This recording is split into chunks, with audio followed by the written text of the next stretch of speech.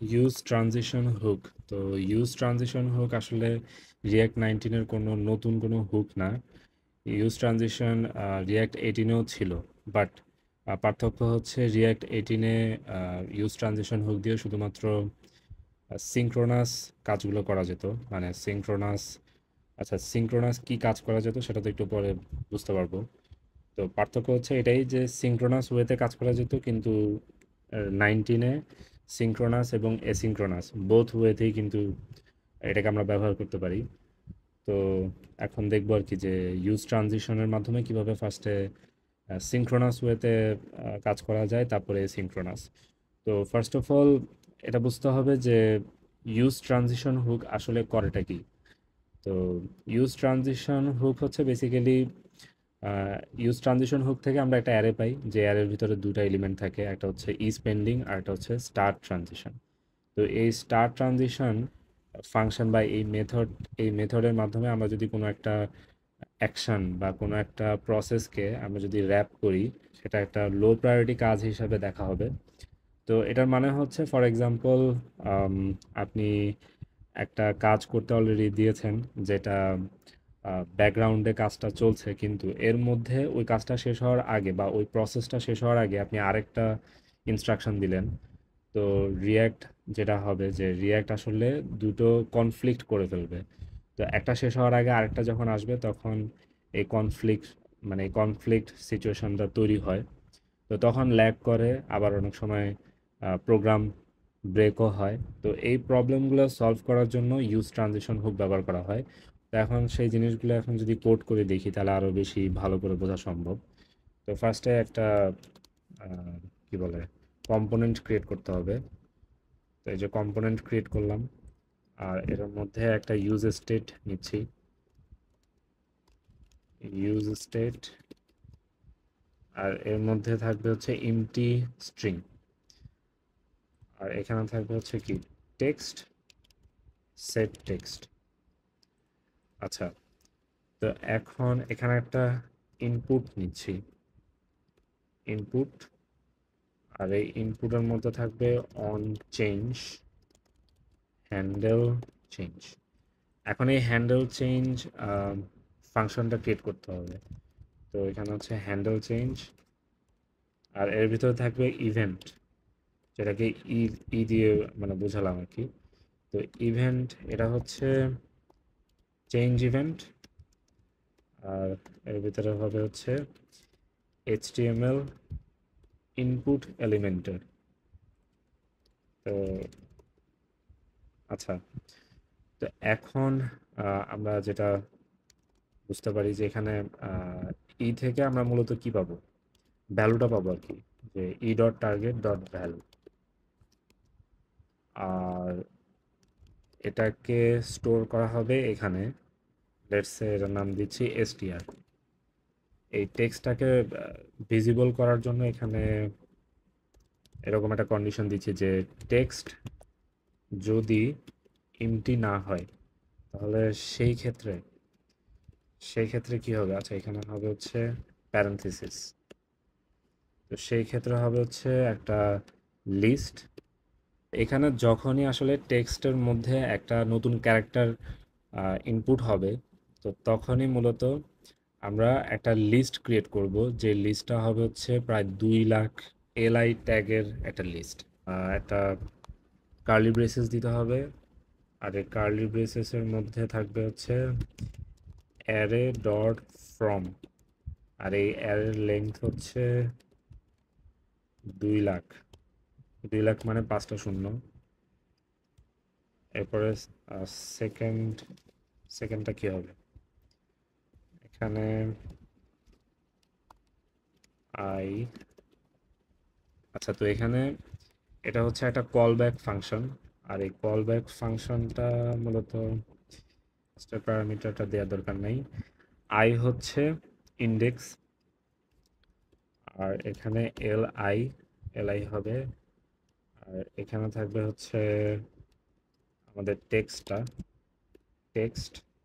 তারপর একটা প্লাস দিয়ে একটা হাইফেন, এরপরে প্লাস, এরপরে এখানে i+1। এখন আমরা যদি এখানে কোনো একটা ইনপুটে যদি কোনো একটা ক্যারেক্টার লিখি, তাহলে সেটা আহ, এই সেট টেক্সটের মাধ্যমে এই টেক্সটে চলে যাওয়ার কথা। তো তাহলে সেটার জন্য আমাদেরকে এই যে এসটিআর এর ভিতরে আমরা ভ্যালুটা পাচ্ছি, তাহলে এখন সেট টেক্সট এর ভিতরে থাকবে হচ্ছে এই এসটিআর। এখন ব্রাউজারে গিয়ে দেখতে হবে। তো আমি এখানে লিখছি আমার নাম। আচ্ছা, এখানে কি দেওয়ার কথা বলেছে, তো দ্যাট মিন্স এখানে এটা যেহেতু একটা লিস্ট, এখানে একটা কি দিতে হবে। তো কি হচ্ছে আই। তো এখন এখানে যদি এসে দেখি, ফার্স্টে একটু রিফ্রেশ দিচ্ছি। আচ্ছা, রিফ্রেশও কিন্তু ল্যাগ করতেছে। তো এটার কারণ হচ্ছে বেসিক্যালি যেটা বলেছিলাম যে একটা প্রসেস শেষ হওয়ার আগে আরেকটা প্রসেস দিয়ে দিলাম, তো এরকম সিচুয়েশনে এই ল্যাগটা হয়। তো এখন এখানে সেই সেম সিচুয়েশনটা আমরা দেখতে পাচ্ছি।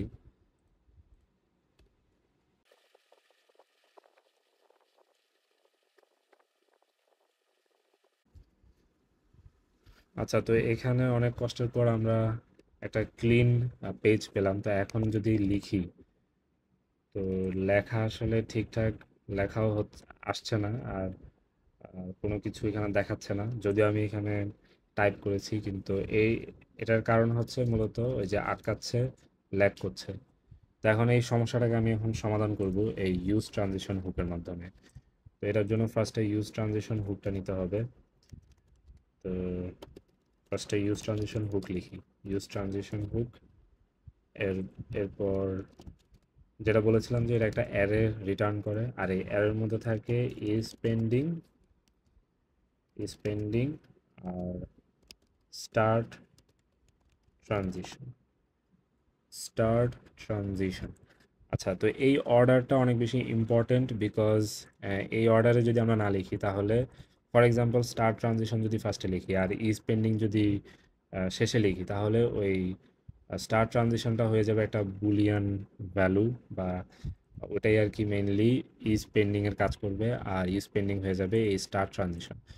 তো অ্যারের ক্ষেত্রে এই ব্যাপারটা লক্ষ্য রাখতে হবে, অ্যারের ডিস্ট্রাকচারের ক্ষেত্রে। আচ্ছা, তো এখন এই ইজ পেন্ডিংটা আমরা কোথায় ইউজ করব? তো ইজ পেন্ডিংটা আমরা এই জায়গায় ইউজ করতে পারি যে লেটস সে, যদি ইজ পেন্ডিং যদি ট্রু হয়, ওয়েট এ মিনিট, তাহলে আমরা একটা লোডার শো করব। আর এই লোডার আমরা কোথায় পাবো? আমি একটা সোর্স জানি লোডারের ক্ষেত্রে, ফেড লোডার বলতে একটা লোডার আছে। তো এই লোডারটা আমরা ইউজ করতে চাই, ফেড লোডার। আর এটা পাওয়া যাবে হচ্ছে রিয়্যাক্ট স্পিনার্স এরকম একটা প্যাকেজ আছে, ওই প্যাকেজটা যদি ইনস্টল করি। তো আমি আই থিঙ্ক এটা ইনস্টল অলরেডি করে ফেলছি। তো প্যাকেজ ডট জেসনের মধ্যে যদি যাই, এখানে দেখতে পাচ্ছি যে রিয়্যাক্ট স্পিনার্স। আচ্ছা, তো এই রিয়্যাক্ট স্পিনার্স জাস্ট ইনস্টল করে নিলেই হবে। এটা এখানে হবে উপরে, ফেড লোডার। হ্যাঁ, আর এখানে যেহেতু সব কিছু কালো, এখানে কালার দিয়ে দিলাম সাদা। এখন হচ্ছে ইজ পেন্ডিং ট্রু হলে আমরা এরকম একটা স্পিনার দেখতে পাবো। আর স্টার্ট ট্রানজিশন, তো স্টার্ট ট্রানজিশনটা এখানে ইউজ করব এই যে সেট টেক্সট, মানে টেক্সটটা আপডেট করার সময় আমরা স্টার্ট ট্রানজিশনটা ব্যবহার করব। তো স্টার্ট ট্রানজিশন এর মধ্যে স্টেট সরি সেট টেক্সট। আচ্ছা, এখানে একটা কল ব্যাক দিয়ে এটা লিখতে হবে। তো এখন দেখি এই সমস্যাটা সমাধান হয়েছে কিনা। তো এখন যদি, হ্যাঁ, এখন রিফ্রেশ দিচ্ছি, এখন কিন্তু কোনো রকমের ল্যাগ করে নাই। তো এর দ্বারা আমরা বুঝতে পারি এটা হয়তো সমস্যার সমাধান হয়ে গেছে। তো এখানে যদি কিছু লিখি, লেটস সে আবির লিখলাম, তো আমরা এখানে দেখতে পাচ্ছি একটা স্পিনার। আর স্পিনার, হ্যাঁ, এরপরে আমরা এখানে আমাদের রেজাল্ট পাচ্ছি। তো এখানে কিন্তু কোনো রকমের ল্যাগ করে নাই, সব কিছু একদম স্মুথলি কাজ করতেছে। তো এটার মানে হচ্ছে আমরা এই স্টার ট্রানজিশন ব্যবহার করার কারণে আমরা এই সুফলটা পাচ্ছি। তো এটা একটা সিনক্রোনাস ওয়েতে বা সিনক্রোনাস কাজের ক্ষেত্রে আমরা এই সলিউশনটা পেতে পারি ট্রানজিশন হুকের মাধ্যমে। আহ, কিন্তু এখানে একটা বিষয় আছে, সেটা হচ্ছে এসিঙ্ক্রোনাসের ক্ষেত্রে আমরা এরকম এরকম সলিউশন করতে পারবো কিনা। হ্যাঁ, ডেফিনেটলি করতে পারবো। তবে এখানে একটা বিষয়, এই 2 লক্ষ বার এলআই কে প্রিন্ট করেছি। তো এরকম সিচুয়েশন হয়তো সবসময় হবে না, কিন্তু এসিঙ্ক্রোনাস কাজের ক্ষেত্রে সিচুয়েশন আসতে পারে, তখন আমরা এই ইউজ ট্রানজিশন হুকটা সবচেয়ে বেশি ব্যবহার করার সিচুয়েশন পাবো আর কি।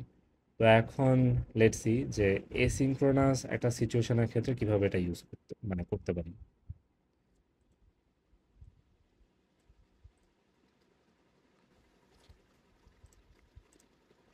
তো আমি একটা এসিঙ্ক্রোনাস সিনারিও অলরেডি লিখে রেখেছি, তো এটা জাস্ট যদি একটু দেখাই তাহলে কাজটা আরো সিম্পল হবে।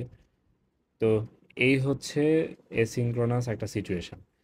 তো এখানে আমরা দেখতে পাচ্ছি যে এই জেএসএক্স এর মধ্যে একটা ডিভ আছে।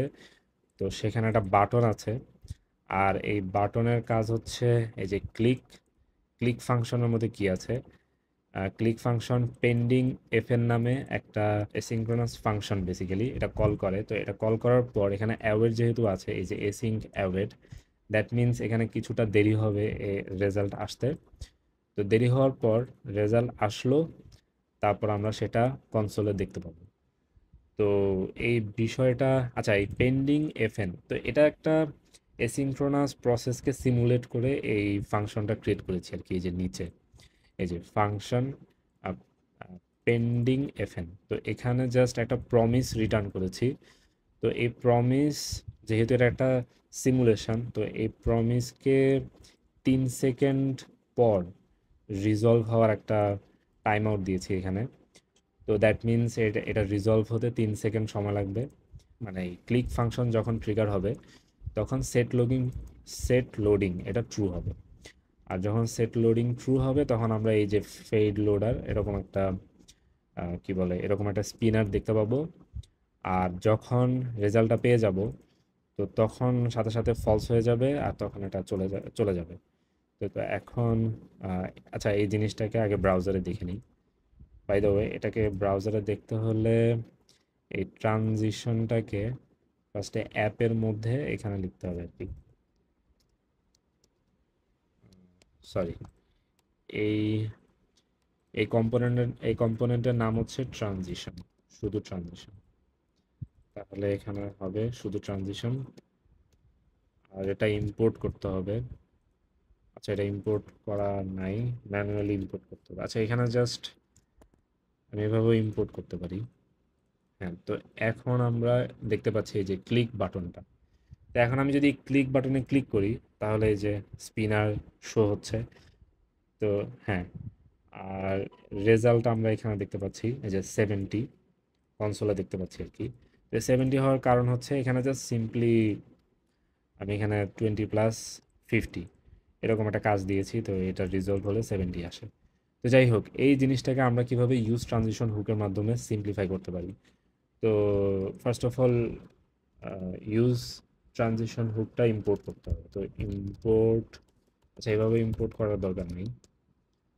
সিম্পলি জাস্ট এখানে লিখতে পারি যে ইউজ ট্রানজিশন হুক। আর ইউজ ট্রানজিশন হুক একটা অ্যারে রিটার্ন করে। ফার্স্টেরটা হবে ইজ পেন্ডিং, আর সেকেন্ডটা হবে হচ্ছে স্টার্ট ট্রানজিশন। আচ্ছা, তাহলে এখানে আমি এগুলোকে কমেন্ট আউট করলাম। এখন স্টার্ট ট্রানজিশন, তো স্টার্ট ট্রানজিশনের মধ্যে কল ব্যাক থাকবে। কল ব্যাকের মধ্যে থাকবে হচ্ছে অ্যাওয়েট পেন্ডিং এফএন। আচ্ছা, যেহেতু এখানে অ্যাওয়েট পেন্ডিং এফএন, তার মানে এখানে এসিঙ্ক হবে, আর এখানে আমরা একটা রেজাল্ট পাবো কনস্ট রেজাল্ট। আচ্ছা, এরপর হচ্ছে এখানে রেজাল্ট কনসোলে লক করব। আচ্ছা, হ্যাঁ, আর এখানে আমাদের এই লোডিং এর এটা লাগবে না। আর এই কাজটা আমরা ইজ পেন্ডিং এর মাধ্যমে করব। তো ইজ পেন্ডিং যখন ট্রু হবে তখন ফেড লোডারটা আমরা দেখব। আচ্ছা, তো এখানে আপাতত আমাদের ইউজ স্টেট হুক দরকার নাই, তো এটা কেটে দিলাম। তো এরকম একটা সিনারিও, এই যে ক্লিক, ক্লিক হচ্ছে এই বাটনের ক্লিক, আর ক্লিক যখন ট্রিগার হবে তখন এই স্টার্ট ট্রানজিশনের মাধ্যমে আমাদের এই প্রমিসটা রিজলভ হবে। ওকে, তো এখন একবার রিফ্রেশ দিয়ে নিলাম। এখন যদি এখানে ক্লিক করি, হ্যাঁ, এই যে এখানে 70, আর এখানে আমরা স্পিনার দেখতে পাচ্ছি। তো এই জিনিসটাকে আমরা স্টার্ট ট্রানজিশন বা ইউজ ট্রানজিশন হুকের মাধ্যমে এভাবে সিম্পলিফাই করতে পারি। তো এগুলোকে সরিয়ে দিচ্ছি, এই কমেন্টগুলোকে। হ্যাঁ, তো এটাই হচ্ছে ইউজ ট্রানজিশন হুকের ফুল ব্যবহার। আই থিঙ্ক সব কিছু ক্লিয়ার হয়েছে।